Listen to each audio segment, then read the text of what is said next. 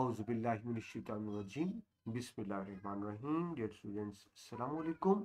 मैं हूं आप सबका मावन मददगार मुशर्रफ महमूद और आपको आपके अपने तालीमी चैनल इल्म व अदब से खुश आमदीद कहता हूं।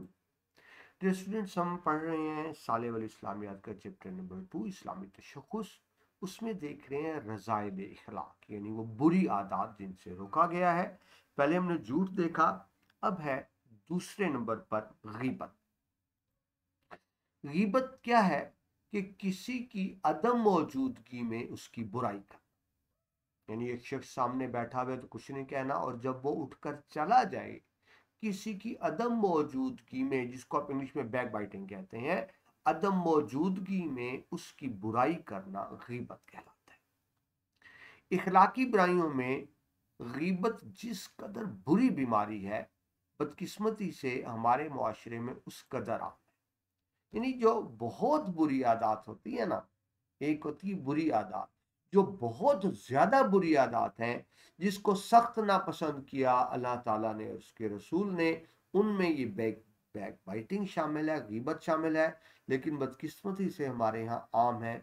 बहुत कम लोग होंगे जो इस बीमारी से महफूज है, इस इखलाकी बीमारी से। और माजरत के साथ, ये सबको वैसे आदत होती है, खवातीन को निस्बतन ज्यादा होती है। यानी जहाँ चार खवातीन इकट्ठी होती हैं और वो उस औरत की बुराई शुरू कर देती हैं जो वहां पर मौजूद ना हो। वैसे ही किरण बंदों में भी होती है, लेकिन निस्बतन मैंने कहा औरतों में ज्यादा होती है, जिसके बारे में सख्त वईद है, सख्त नापसंद किया गया इस आदत को।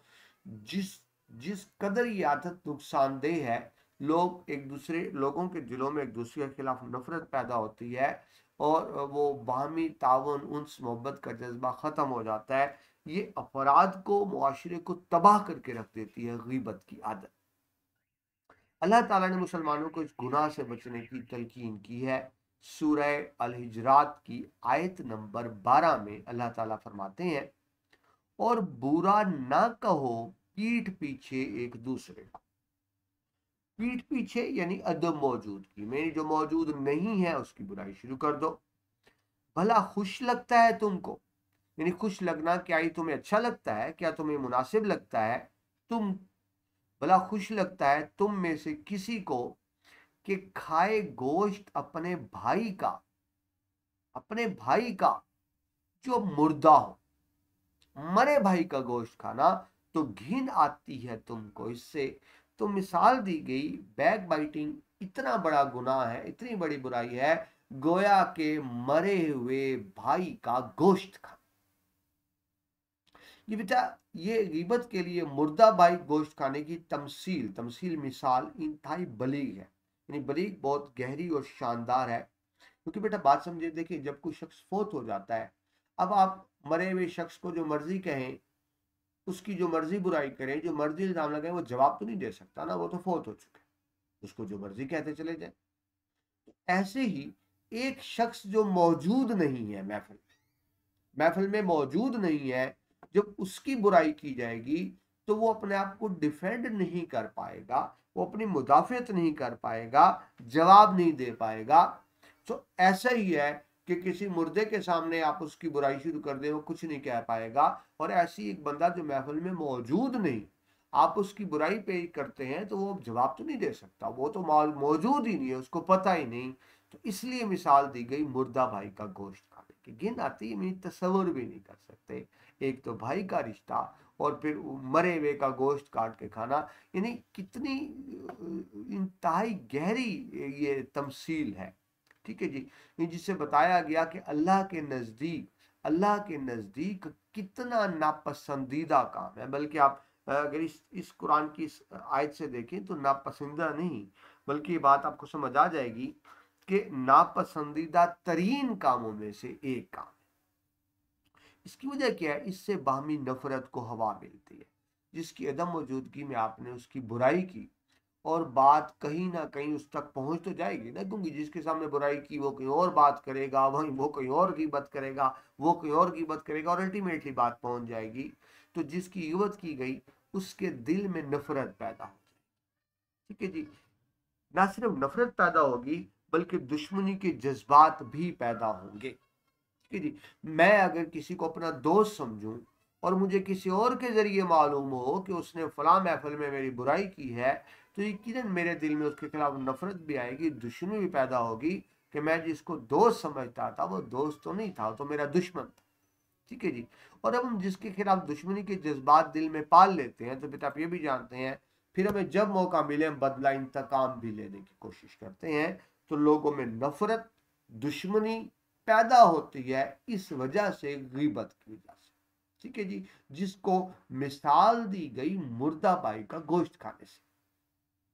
गीबत में मुब्तला शख्स खुद को अमूमन ऐबों से पाक तस्वर करने लगता है। देखिए बेटा, इंसान देखे तो इंसान के अपने अंदर हजारों लाखों बुराइयां, ठीक है, लेकिन क्या है, हमें अपनी बुराइयां नजर नहीं आती, दूसरों की बुराइयां नजर आती है। जब मैं कहता हूं ना कि तुम गलत, तो मेरी उंगली दे, एक उंगली दूसरों की तरफ, ठीक है, लेकिन ये 3 उंगलियां मेरी अपनी तरफ। जब हम किसी को पॉइंट आउट करते हैं तो दरअसल उसकी तरफ एक उंगली करते हैं, 3 उंगलियां हमारी अपनी तरफ होती है, वो नजर नहीं आ रही होती। तो जो किसी की गीबत करते हैं ना, बहुत बुरा इंसान है, तो इनडायरेक्टली हम कहना चाह रहे होते हैं कि हम बहुत अच्छे इंसान।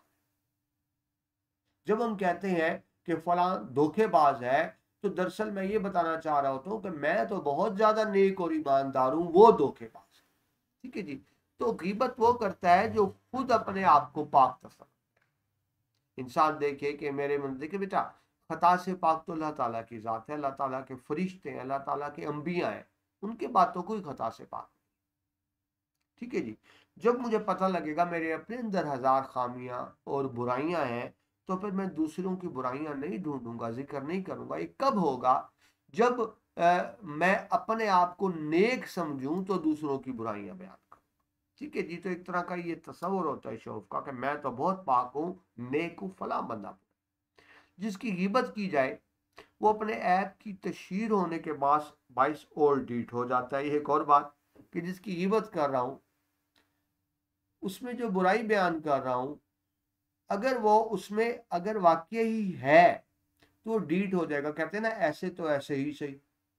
आपने सुना होगा ना, अगर ऐसे है तो ऐसे ही सही। वो मिसरा है ना, बदनाम अगर होंगे तो क्या नाम ना होगा। एक बंदे में बुराई खामी है, वो इस्लाह की कोशिश करता है, वो चाहता है दूसरों को पता ना चले, मैं बुराई की इस्लाह कर लूं।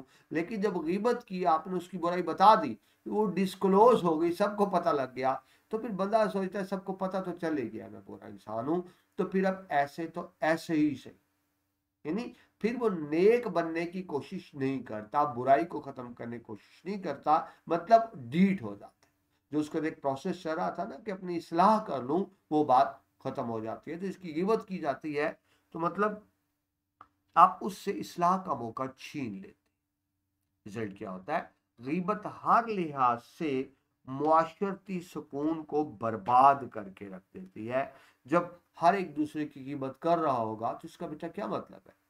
इसका मतलब यह है कि हर एक के दिल में दूसरे के खिलाफ नफरत की आग है, हर एक दूसरे से नफरत कर रहा है, हर एक दूसरे से दुश्मनी कर रहा है। तो जब ये नफरत बढ़ेगी, दुश्मनी बढ़ेगी, तो आप समझ सकते हैं कि मुआशरे पर इसके कितने बुरे असरात मुरतब होते हैं। हदीस पाक में आता है कि नबी पाक मुस्तफ़ा सल्लल्लाहु अलैहि वसल्लम ने मेराज का वाकया बयान करते हुए फरमाया, यानी जब आप मेराज पर तशरीफ ले गए अल्लाह ताला का दीदार करने, तो वो फरमाते हैं कि जब मैं गुजर रहा था, तो मैंने देखा एक गिरोह है कि उनके नाखून तांबे के थे, ये उंगलियों के नाखून तांबे के थे। ठीक है। और वो लोग इससे अपने चेहरों को नोच रहे थे, यूं खुद अपने आप को, चेहरे को, जिस्म को यूं नोच रहे थे तांबे के नाखूनों के साथ। आप यूं समझे लोहे की छुरी, छुरी बन गई जब तांबे के नाखून। तो नबी पाक मुस्तफ़ा सल्लल्लाहु अलैहि वसल्लम फरमाते हैं, मैंने जिब्रील अलैहिस्सलाम से दरियाफ्त किया, ये कौन लोग हैं जिनको ये अजाब है कि तांबे के नाखूनों के साथ अपने जिस्म को खुरच रहे हैं? तो जिब्रील अलैहिस्सलाम ने फरमाया, ये वो हैं जो लोगों का गोश्त खाते थे और उनकी इज्जत और आबरू बिगाड़ते थे। मतलब क्या? गीबत करते थे। कुरान कहता है ना, गीबत करना क्या है? गोया भाई का, मुर्दा भाई का गोश्त खाना। मतलब ये गीबत करने वाले लोग थे और उनकी सजा क्या मिली? बड़े बड़े तांगों के तांबे के नाखून है और अपने जिस्म को खुरच। ठीक है जी। तो ये अजाब नबी पाक मुस्तफ़ा सल्लल्लाहु अलैहि वसल्लम ने खुद देखा किन को मिल रहा है जो गीबत करते हैं। लेकिन वही बात कि हमारे यहाँ हम ये वो बुराई है जिसको हम आमतौर पे बुराई समझते ही नहीं। ठीक है, ये आदत होती है। हम गीबत किस तरह कहते हैं, बात शुरू कहाँ से होती है कि मुझे जरूरत तो नहीं किसी की बुराई करने की, कहना तो नहीं चाहिए, लेकिन आपको एक बात बताऊं, उसमें ये बुराई है। यानी हम पहले कह भी देते हैं कि कहना नहीं चाहिए और फिर कह भी देते हैं। यानी इसका मतलब हम जानते तो हैं कि गीबत बुरी बात है, हम जानते तो हैं गुनाह है, लेकिन बस एक बुरी आदत जिससे बाज लोग बात नहीं आ सकते। शरीय इस्लामी में यानी इस्लामी कानून में या इस्लामी शरीयत में गीबत सिर्फ दो सूरतों में जायज करार दी गई। दो शक्लें ऐसी हैं जिसमें गीबत की जा सकती है। इन दो के अलावा गीबत की हर शक्ल मना है। गीबत करना गोया के अपने भाई का गोश्त खाना है, मुर्दा भाई का। वो दो शक्लें कौन सी हैं जहां गीबत जायज है? एक, मजलूम की जालिम के सामने फरियाद, ठीक है, जिसपे जुल्म हुआ हो और वो काजी के सामने या हुक्मरान के सामने जाके फरियाद करे कि मुझ पे ये जुल्म हुआ है, तो ज़ाहिर है ये तो उसका हक है ना, गीबत तो नहीं है। अगरचे वो जुल्म की फरियाद पेश कर रहा है काजी या हुक्मरान के सामने, उस वक्त पेश कर रहा है जब जालिम मौजूद नहीं, उसकी अदम मौजूदगी में, लेकिन ये जायज़ है। अब ये तो नहीं कि जिसपे जुल्म हुआ वो बात भी ना करे कि गीबत है। तो ये जायज़ है कि मजलूम जुल्म की फरियाद करे काजी या हुक्मरान के सामने, इस शक्ल में गीबत जायज़ करार दी गई। और दूसरा, किसी की फरेबकारी का फरेब आगाह करने के लिए, जो बेटा लोगों के साथ फरेब कर रहा है, धोखा कर रहा है, तो लोगों को बताया जाए कि ये फरेबकार है, ये धोखेबाज है, इससे बच कर रहें, इससे बच कर रहें, तो इस शक्ल में भी गीबत को जायज़ करार दी। दो शक्लें, मजलूम हुक्मरान या काजी के सामने फरियाद करे तो गीबत, वो भी गीबत है, लेकिन ये जायज करार दिया गया। और दूसरा, अगर कोई फरेब कर रहा है, धोखा कर रहा है, और आप उसके धोखे से लोगों को आगाह करें, तो इस शक्ल को भी जायज करार दिया गया। ये बेटे दूसरी शक्ल है ना, ये मैं भी ये चीज करता हूँ। आपको मिसाल दूं, इंटरनेट पर ना बहुत से ऐसे इदारे होते हैं जो लोगों को लूट रहे होते हैं, लालच देकर मेंबरशिप खरीदें, मेंबर बने, इतने पैसे दें, हम आपके पैसों को डबल कर देंगे, ट्रिपल कर देंगे, इस तरह की, जिसको आप अगर समझते हो MLM मार्केटिंग कहते हैं, कि मैं आपको बेवकूफ़ बनाऊं, आगे आप 5 लोगों को मजीद बेवकूफ़ बनाए, आपको कमीशन मिलेगा, वो आगे 5 लोगों को मजीद बेवकूफ़ बनाए, उनको कमीशन मिलेगा। बेटा धोखा, फ्रॉड होता है। तो जब मैं किसी ऐसे इदारे को देखता हूँ जो लोगों को लूट रहा है, तो मैं फेसबुक पे पोस्ट लगा देता हूँ कि आप इनसे बच के रहें, ये लुटेरे हैं, ये आपके पैसों को लूट लेंगे। तो जिन्होंने इन्वेस्ट किया होता है ना, वो मुझे बुरा कहने लगते हैं कि भाई आपको क्या तकलीफ। मुझे ये तकलीफ है जब मैं देख रहा हूँ कि इदारा लोगों को लूट रहा है, तो फिर बाकियों को वार्न करना, खबरदार करना मेरा फर्ज बनता है। ठीक है जी। तो इस शक्ल में भी गीबत जायज है कि कोई किसी को धोखा दे रहा हो और आप लोगों को आगाह करें, इस नियत से कि ताकि वो उस धोखे से बच जाएं। ठीक है जी। बाज उलमा ने नकल उतारने को भी गीबत करार, यानी एक शख्स मौजूद नहीं है, मैं उसकी नकल उतार हूं, मौजूद नहीं, तो इसको भी गीबत कहा गया। तहकीर आमेज इशारात करना भी गीबत में शुमार है। ठीक है जी। यानी तहकीर आमेज यानी ऐसा इशारा करना जिससे किसी की तौहीन होती हो, तहकीर होती, ठीक है, वो भी गीबत में आता है।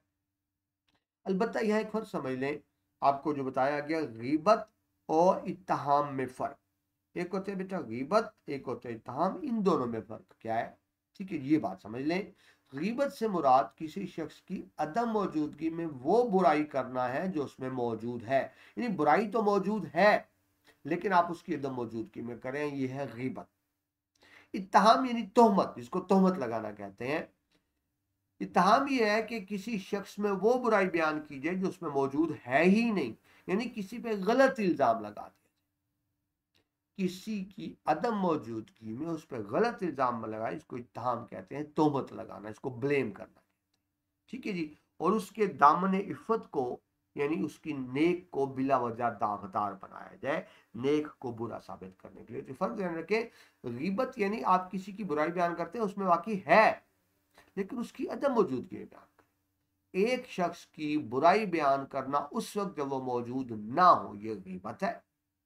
एक शख्स की बुराई किसी शख्स की बुराई बयान करना लेकिन झूठी बयान करना, यानी एक शख्स में बुराई है ही नहीं और उसकी अदम मौजूदगी में उसको बुरा कहना, ये इत्तहाम में आएगा, यानी गलत इल्जाम लगाना इत्तहाम में आएगा। और गीबत क्या है, बुराई मौजूद तो है लेकिन अदम मौजूद की जाए। ठीक है जी, गीबत भी गुनाह और इत्तहाम तो यकीनन बड़ा गुनाह है कि एक नेक शख्स पे आप गलत इल्जाम लगा रहे हैं। ठीक है जी, अभी बताइए, ये बुराई हैं जिससे ना लोगों के दिलों में एक दूसरे में नफरत फैलती है, साजिशें जन्म लेती हैं, दुश्मनी पैदा होती है। रिजल्ट क्या निकलता है, पूरे मुआशरे का अमन सुकून तबाह होकर रह जाता है। लेकिन क्या हम आदत के तौर पर गीबत करते हैं, फैशन के तौर पर गीबत करते हैं, अगर हालांकि जानते भी हैं कि बुरी आदत। ठीक है जी, तो ये बेटा हम इसी चीज को देख रहे हैं रज़ाइल इखलाक में कि ये जो बुरी आदतें हैं जिनसे बचना चाहिए, जिनकी जिनसे मना किया गया कुरान और हदीस में। अल्लाह ताला मुझे आपको हम सबको रज़ाइल इखलाक से बचने की तौफीक अता फरमाए।